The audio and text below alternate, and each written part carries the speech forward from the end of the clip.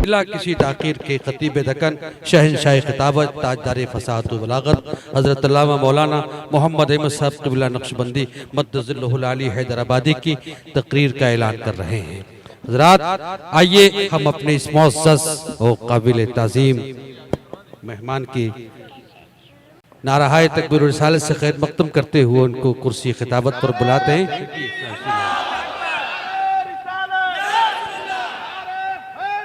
अस्सलामु अलैकुम व रहमतुल्लाहि व बरकातुहू।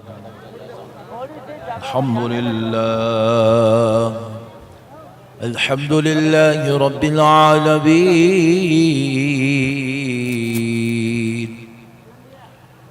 वस्सलातु वस्सलामु अला सय्यिदिल अंबिया'i वल मुरसलीन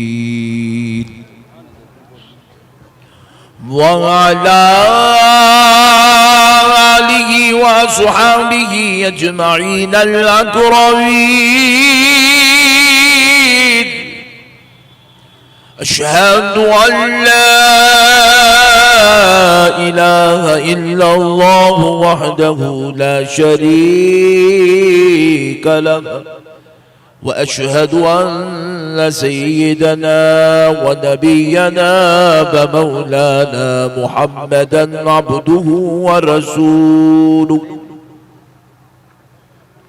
अम्मा बअदु फअऊज़ु बिल्लाहि मिनश शैतानिर रजीम। बिस्मिल्लाहिर रहमानिर रहीम।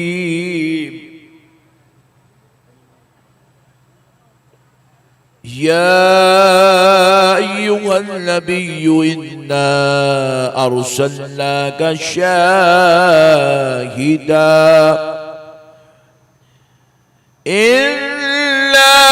अर्सलनाका शाहिदन व मुबश्शिरन व नज़ीरा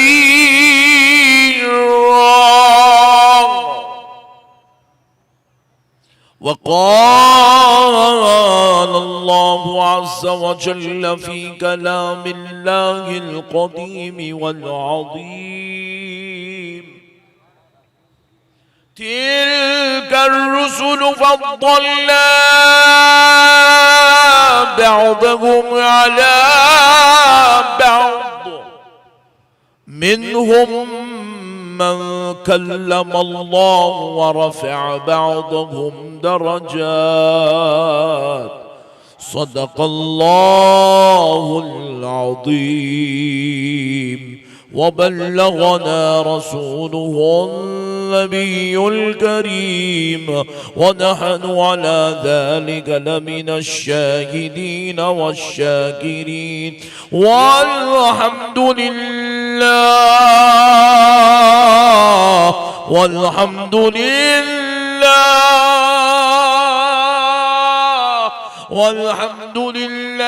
रब्बिल आलमीन। मुहतरम सामीन इकराम, मुअज़्ज़ज़ बुजुर्ग हज़रात और नौजवान साथियों, ये अल्लाह तबारक व तआला का बहुत ही बड़ा एहसान अज़ीम है और उसके प्यारे हबीब रहमतुल लिल आलमीन सल्लल्लाहु अलैहि वालिहि वसल्लम की लुत्फ़ इनायत है कि आज आपके इस दयारे मोहब्बत में अल्हम्दुलिल्लाह मोहतरमुल मक़ाम आली जनाब मुजीबुर रहमान साहब की दावत पर और मोहतरम सलीम साहब की दावत पर हाजिर होने की तौफीक और सआदत नसीब हुई है। मैं तमाम मुंतज़िमीन का दिल की गहराइयों से शुक्रगुजार हूँ जिन्होंने आज की इस बाबरकत नूरानी इल्मी व इरफानी मजलिस से खिताब करने के लिए मुझ नाचीज़ को मदऊ किया। प्यारे बुजुर्गों और दोस्तों, मैं इंशाअल्लाह ताला मुख्तसर से वक्त में हुजूर ताजदार कायनात सल्लल्लाहु अलैहि वसल्लम की अज़मत का वह पहलू जो हर मुसलमान के लिए समझने की ज़रूरत है, जिसे अल्लाह रब्बुल इज़्ज़त ने वाज़ेह तौर पर कुरान पाक में बयान फरमाया है। तिलकर रुसुलु फ़द्दलना बअदहुम अला बअद। अल्लाह रब्बुल इज़्ज़त इरशाद फरमाता है, उन रसूलों में हमने बाज रसूलों पर बाज रसूल को फजीलत अता फरमाई, फजीलत दी है। तो प्यारे बुजुर्गों और दोस्तों, अल्लाह रब्बुल इज्जत के ये कलाम को सुनने से महसूस हो रहा है कि अल्लाह ने बाज रसूलों पर बाज रसूल को फजीलत दी। देखिए, ये जो उर्दू में हम लोग बाज का इस्तेमाल करते हैं, बाज लोग आ रहे थे, बाज लोग जा रहे थे, बाज लोग खाना खा रहे थे, तो उर्दू में जब लफ्ज बाज इस्तेमाल होता है तो वो चंद लोगों के लिए, थोड़े लोगों के लिए इस्तेमाल होता है। अब जैसे वहां से कोई रास्ते से गुजरा तो कहा कि भाई बाज लोग बैठे हुए थे और खिताब हो रहा था। तो प्यारे बुजुर्गों और दोस्तों, बाज थोड़े लोगों के लिए, चंद लोगों के लिए बोला जाता है उर्दू में, लेकिन अरबी में इसके इस्तेमाल के दो तरीके हैं। अल्लाह रब्बुल इज्जत ने तिलकर रसूल फद्दलना बअदहुम अला बअद, लफ्ज बाज का इस्तेमाल अरबी में भी होता है, क्योंकि ये उर्दू वर्ड नहीं बल्कि ये अरबी लफ्ज है। तो अब आप अंदाजा कीजिए, अरबी में जब इसका इस्तेमाल होता है तो इसके दो तरीके हैं। फरमाते हैं कि लफ्ज के बाज का पहला तर्जुमा होता है कि चंद लोग, और इसी के लिए अल्लाह रब्बुल इज्जत ने लफ्ज बाज को बअदहुम कह के जमा की ज़मीर के साथ लाया। हमने चंद रसूलों पर, किस पर? चंद रसूलों पर, कुछ रसूलों पर। और अरबी में लफ्ज बाज का इस्तेमाल एक के लिए भी होता है, चंद बाज थोड़े लोगों के लिए भी होता है और एक के लिए भी होता है। तो रब फरमाता है तिलकर रसूल फद्दलना, हमने उन रसूलों पर फजीलत दी, बाज रसूलों पर अला बाज, एक रसूल को, चंद रसूलों पर हमने एक रसूल को फद्दलना, फजीलत दी है। तो रब का कलाम पढ़ने से महसूस हो रहा है कि रसूल होकर आपस में एक जैसे नहीं है, आपस में एक जैसे नहीं है।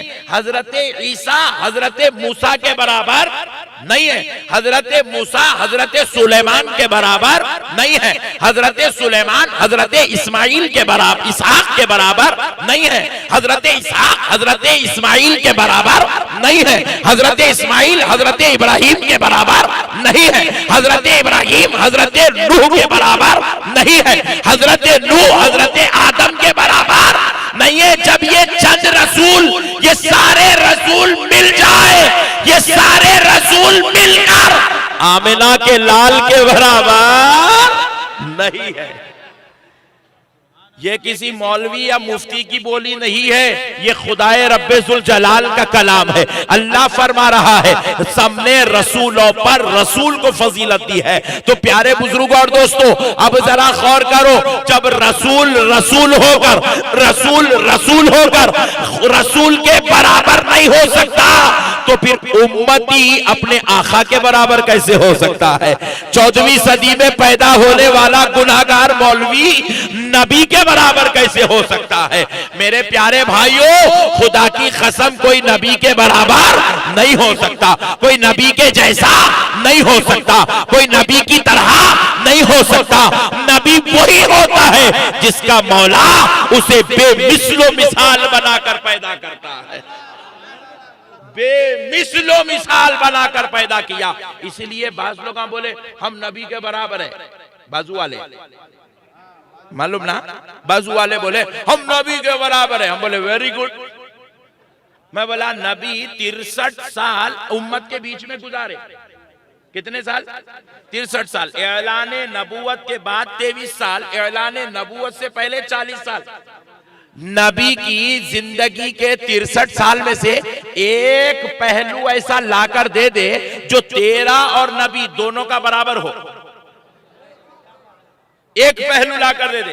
अरे मौलाना साहब क्या बात कर रहे हैं आप? मैं बोला भाई 63 साल हयात में करोड़ों करोड़ों अल्फाज नबी के हैं, करोड़ों हरकत और सकनात नबी के हैं, हजारों दिन और हजारों रातें नबी ने गुजारी उम्मत के बीच में है, मगर एक ऐसा अमल लाकर दे दे जो तेरा भी बराबर हो और नबी का भी बराबर हो। तो बोले मौलाना ऐसी सैकड़ों चीजें हैं। मैं बोला वेरी गुड, कोई एक चीज लाकर दे दे बड़े भाई, सैकड़ों में से एक लाकर दे जो नबी और तुझ में कोई फर्क नहीं होना चाहिए, same to same equal as it is होना चाहिए। बोले मौलाना साहब देखो, नबी को भी हाथ में 10 उंगलियां थी, हमको भी 10 है।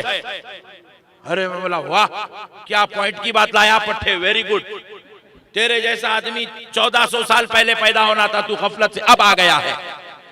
प्यारे बुजुर्ग और दोस्तों गौर करो, ये बात तो अबू जहल भी नहीं बोला, अबू लहब भी नहीं बोला, आज का मुसलमान इतनी खतरनाक बात बोल रहा है कि सुनो प्यारे बुजुर्ग और दोस्तों, क्या कहता है कि नबी के हाथ में 10 उंगलियां थी, हमको भी 10 उंगलियां हैं। नबी भी टोपी पहनते थे, हम भी टोपी पहनते हैं। नबी दाढ़ी छोड़ते थे, हम भी दाढ़ी छोड़ते हैं। नबी को भी पसीना निकलता था, हमको भी पसीना निकलता है। नबी भी खाना खाते थे, हम भी खाना खाते हैं। नबी भी शादी करते थे, हम भी शादी करते हैं। नबी के घर में औलाद थी, हमारे घर में औलाद। बोला बस रे बड़े भाई, तू बहुत बोल रहा बस। मैं बोला तू पहले क्या बोला, नबी के हाथ में 10 उंगलियां थी, तेरे हाथ में भी 10 है। वेरी गुड, तुझे तो अमेरिका में पैदा होना चाहिए था, तू गफलत से पंजाब में पैदा हो गया। जरा सुन प्यारे, तेरे हाथ में 10 उंगलियां हैं, नबी के हाथ में भी 10 उंगलियां हैं। मैं बोला तेरे हाथ में की 10 उंगलियां तेरे पास रख, मेरे मुस्तफा की 9 उंगलियों को छोड़ दे, सिर्फ एक शहादत की उंगली को देख ले। मेरा नबी शहादत की उंगली ऐसे आसमान की तरफ उठाकर हला देता है, इशारा कर देता है तो चांद के 2 टुकड़े हो जाते हैं।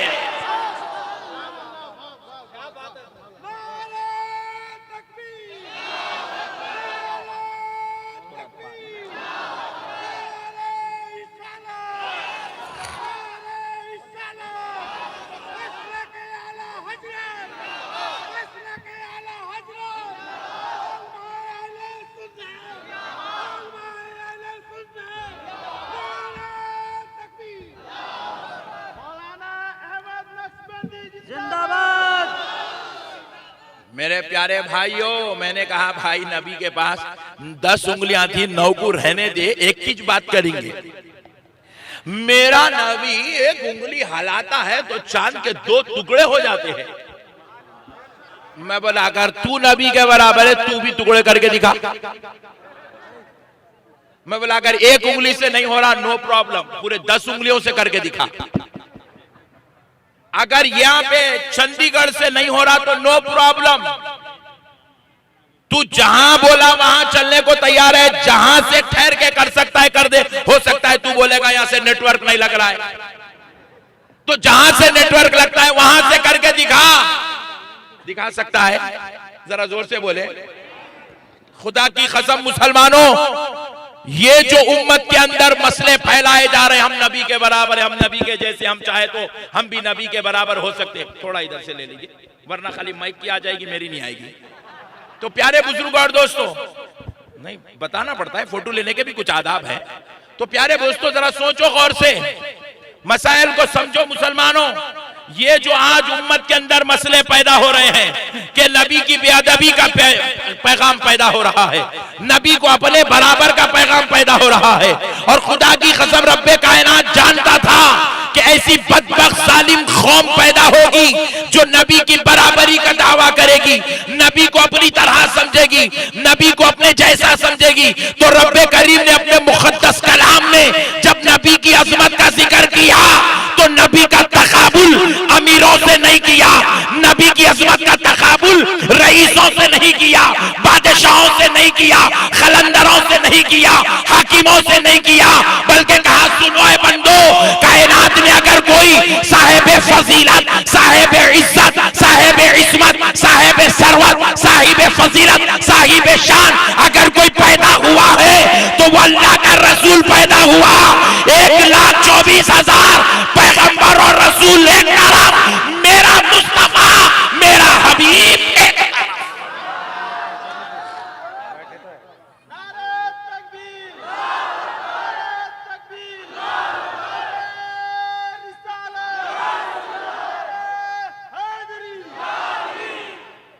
नमाज पढ़ना, रोजे रखना, ज़कात देना और है, माँ बाप की खिदमत करना और है। मैं डायरेक्ट ऊपर जाता तो इन्हें बाजू वाला कबूल नहीं करता, इसलिए नीचे से आ रहा हूं। नमाज पढ़ना, रोजे रखना, ज़कात देने वाला नौजवान क्या अपनी माँ की बेअदबी कर सकता? नहीं, मैं नमाजी हूं, 5 वक्त का, जो चाहे अपनी अम्मा जान को बोल सकता हूं। अल्लाह ताला तेरी इबादत उठा के तेरे मुंह पे फेंक देंगे। बोले नमाज पढ़ा अलग चीज है, माँ का एहतराम अलग चीज है। कहा उफ़्फ़ि वला तन्हरुहुमा, कि माँ और बाप को तू उफ भी नहीं कह सकता। झिड़की देना तो दूर की बात है, बदतमीजी बदअखलाकी तो दूर की बात है, तू अपनी माँ बाप को उफ भी नहीं कह सकता। माँ बाप का एहतराम तेरे लिए खुदा की रिजा का सबब बना हुआ है। अगर बाज मर्तबा तू नमाज पढ़ के वो मुकाम नहीं पाया,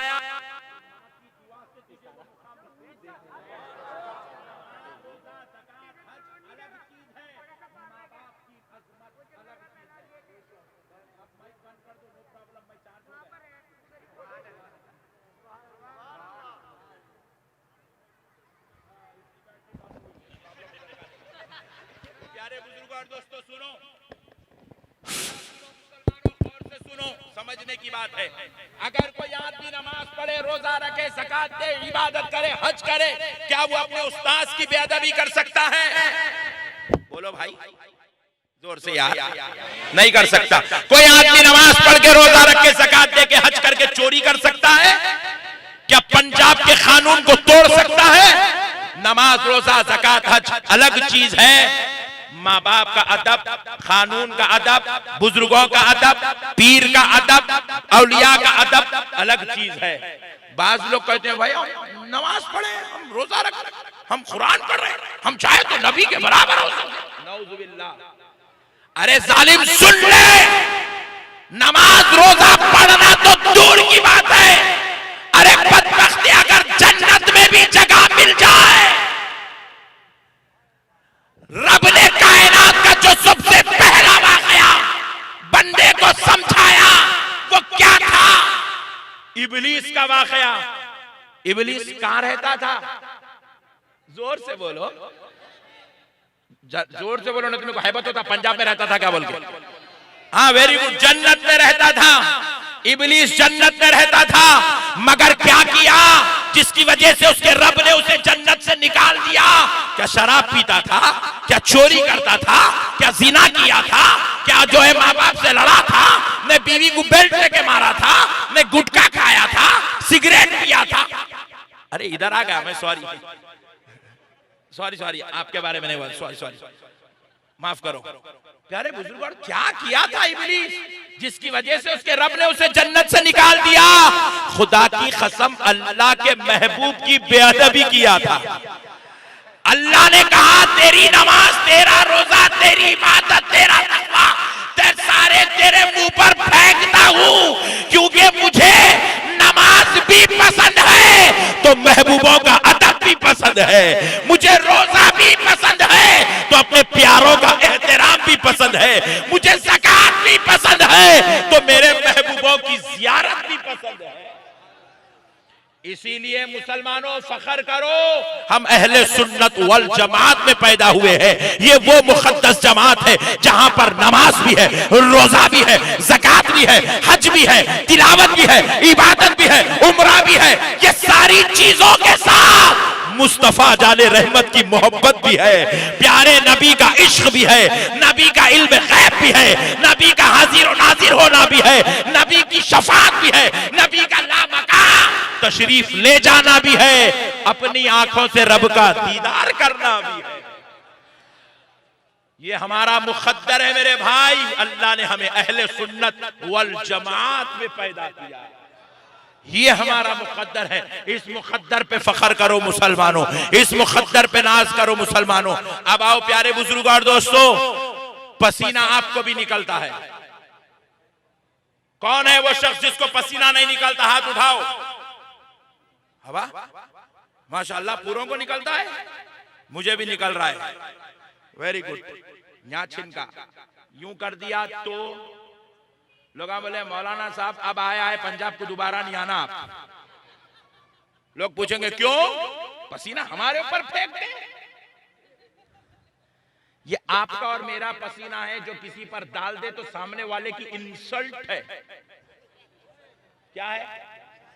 जोर से बोलो, और जरा जोर से।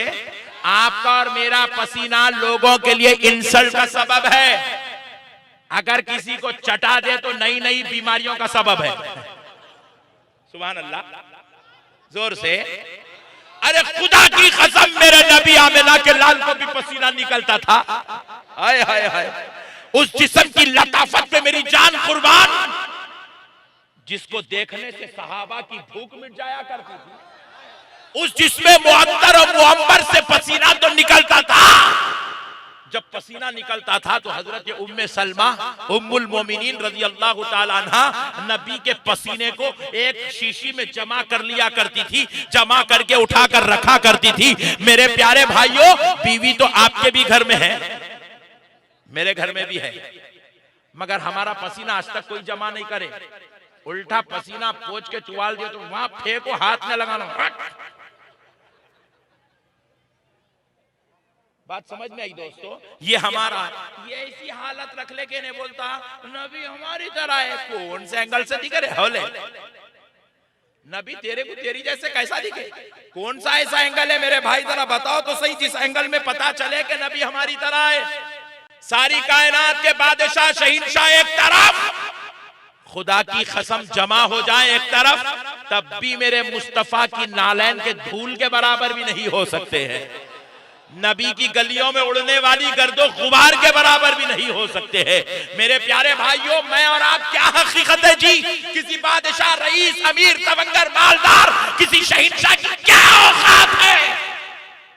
सरकार इमाम मालिक रज़ी अल्लाह ताला अन्हु इरशाद फरमाते हैं, नबी पाक सल्लल्लाहु अलैहि वसल्लम जिस जगह आराम फरमा रहे हैं, तुरबत रसूल मज़ार मुक़द्दस का वो हिस्सा जहां आमिना का लाल, फातिमतुज़ ज़हरा का बाबा, हसनैन का नाना आराम कर रहा है,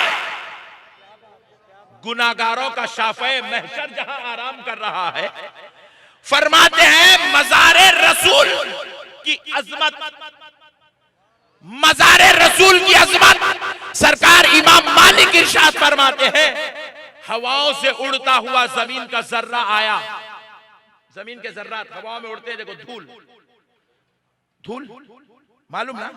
हाँ, धूल उड़ती हुई आई, मज़ार रसूल से मस हो गई, ऐसे लग गई, खाली ऐसा लगी और हवा से फिर चले गई। खाली आई, नबी की मज़ार को छू ली और छूकर चले गई। फरमाते हैं नबी की मज़ार को छूने वाला वो जमीन का जर्रा, वो धूल के जर्रा अर्शे बरी से ज्यादा अफजल है। अल्लाह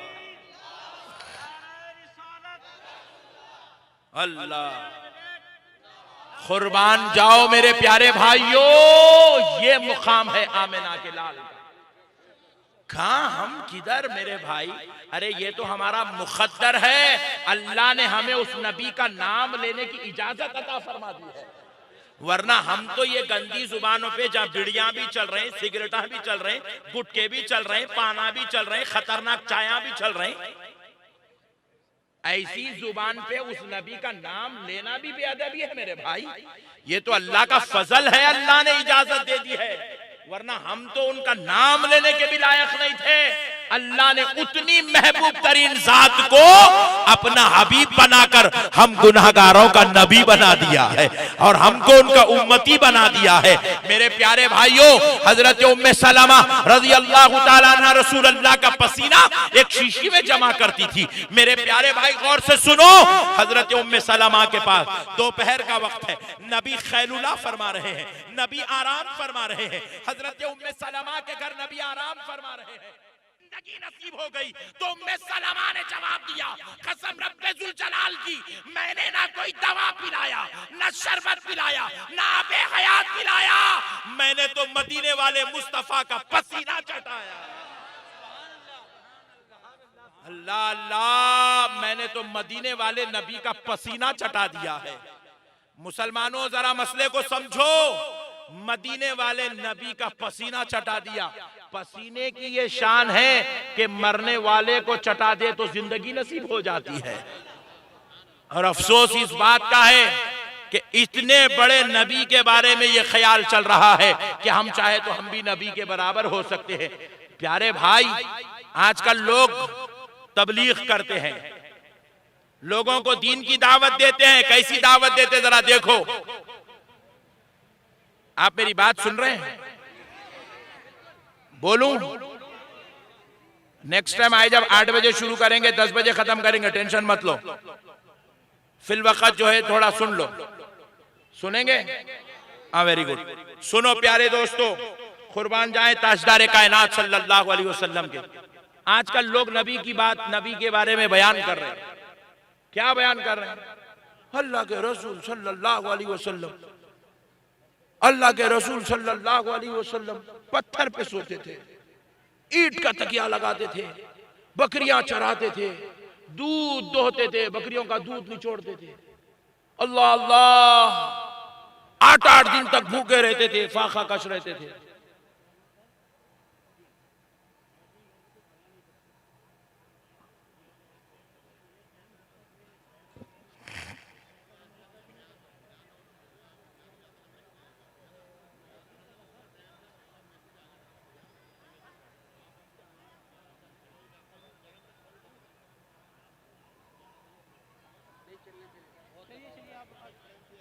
चलिए, होगा होगा।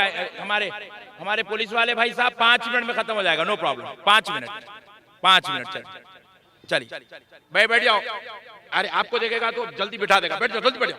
शाबाश। बोलेगा अभी खत्म कर दो, बोलेगा इतना बड़ा पहलवान उठ गया है, सुभान अल्लाह। तो सुनो दोस्तों, मेरी बात सुन लो, बस 5 मिनट। लोग नबी का तारुफ कराने 5 मिनट में बात खत्म कर दें। 11 बजे का तो खाना भी तो खाएंगे बेचारे गरीब लोग, इतनी दूर दूर से आए हैं। हाँ, सुभान अल्लाह। Okay okay, no problem no problem. आप सुने, देखो मेरे प्यारे भाइयों, बात सुनो। तो लोग क्या कर रहे हैं? नबी का तारुफ करा रहे हैं। नबी पत्थर पे सोते थे, ईंट का तकिया लगाते थे। नबी पाक सल्लल्लाहु अलैहि वसल्लम झाड़ के नीचे लेटे रहते थे, बकरियां चराते थे, बकरी का दूध दोहते थे। अरे ऐसा तारुफ करा रहे नबी का, नबी की ऐसी सीरत बयान कर रहे हैं, सुनने वाले के दिल में ख्याल आ रहा, काश मैं भी वो जमाने में रहता तो नबी की मदद करता था। अरे मैं बोला, अरे दीवाने, तू नबी की तारुफ करवा रहा ने, नबी के लिए उम्मत में रहम पैदा कर रहा। सुने तो ऐसा मजबूर थे नबी, बड़े परेशान थे, बहुत टेंशन में थे। अल्लाह अल्लाह अल्लाह, शिट, ऐसा हो रहा। नबी एक ही कपड़ा पहनते थे भाई, नबी के पास चटाई पे सोते थे भाई। अरे मेरे प्यारे भाइयों, नबी का तारुफ ऐसा मत कराओ कि उम्मत के दिल में नबी के लिए हमदर्दी पैदा हो, बल्कि नबी का तारुफ ऐसा कराओ कि सुनने वाले के दिल में इश्क़े रसूल पैदा हो, सुनने वाले के दिल में इश्क़े रसूल पैदा हो, नबी की अज़मत पैदा हो, नबी की फजीलत पैदा हो। अरे ये बदबख्ते ये तारुफ कराते हैं, फजर के बाद वही तारुफ, जोहर के बाद वही तारुफ, असर के बाद वही तारुफ, मगरिब के बाद वही तारुफ, ईशा के बाद वही तारुफ, पान डब्बे पे ठहरा तो वही, ऑटो वाले से मिला तो वही, तरकारी वाले से मिला वही। लेकिन सुनो मुसलमानों, कसम है रब्बे जुल जलाल की, उलमाए अहले सुन्नत पर रसूल पाक का फैजान है। उलमाए अहले सुन्नत जब नबी का तारुफ कराते हैं तो नबी का तारुफ हम इस शान से कराते हैं कि सुनने वाला बदअकीदा भी होगा तो सुनने के बाद आशिक रसूल बनने पे मजबूर हो जाएगा।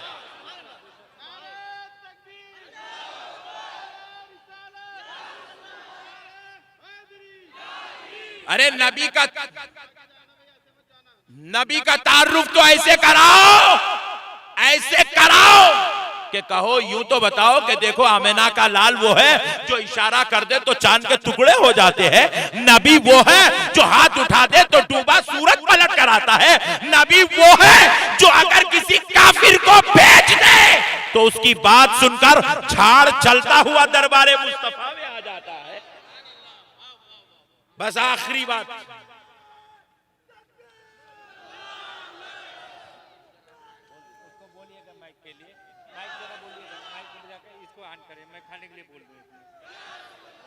अरे चले क्यों बोले, खाएंगे तो छोड़।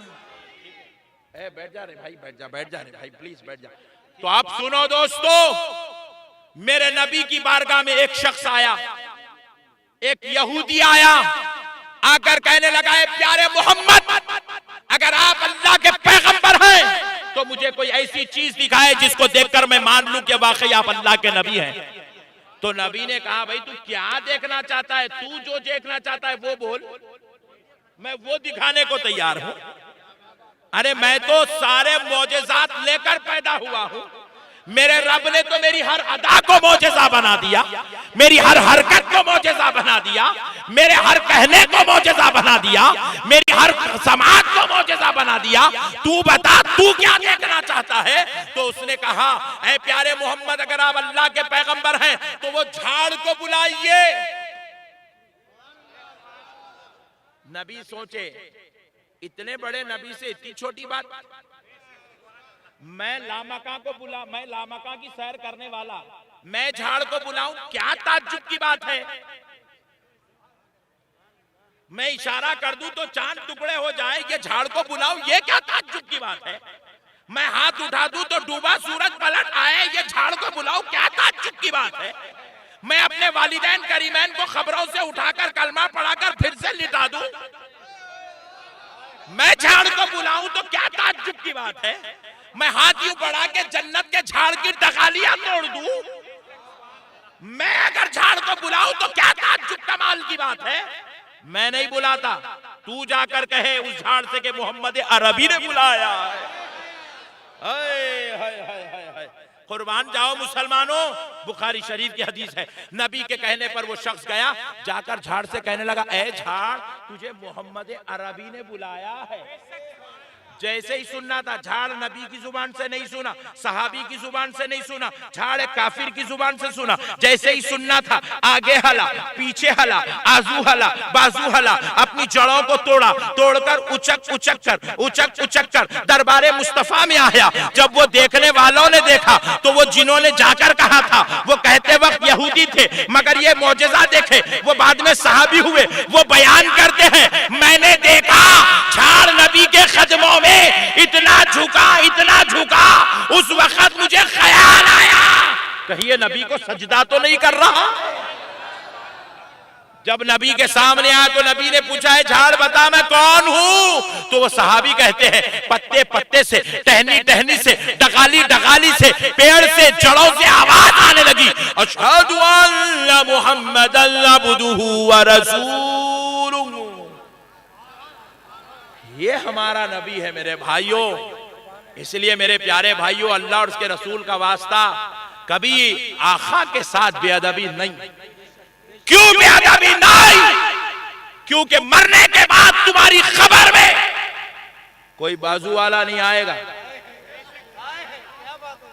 कोई मुल्ला जी नहीं आएंगे, कोई हजरत जी नहीं आएंगे, कोई मौलाना साहब नहीं आएंगे, कोई अमीर साहब नहीं आएंगे, कोई शेख साहब नहीं आएंगे, कोई सऊदी का पट्टा नहीं आएगा, अमेरिका का डॉलर खबर में नहीं आएगा, इजराइल का स्टैंप खबर में नहीं आएगा। खुदा की कसम हमारी बीवी, हमारे बच्चे, हमारे माँ बाप, हमारी भाई बहन भी हमारे साथ खबर में नहीं आएंगे। मगर कान खोल के सुन लो मुसलमानों, नबी के आशिक बनो, नबी के गुलाम बनो, नबी के दीवाने बनो, नबी की मदह सराई करो, नबी के गीत गाओ, क्योंकि मरने के बाद खबर में कोई नहीं आता, मगर सवाल जवाब बाद में होंगे। आमेना का लाल पहले तशरीफ लाएगा।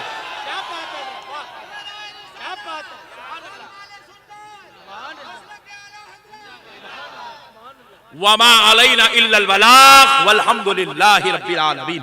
सलाम अलैकुम।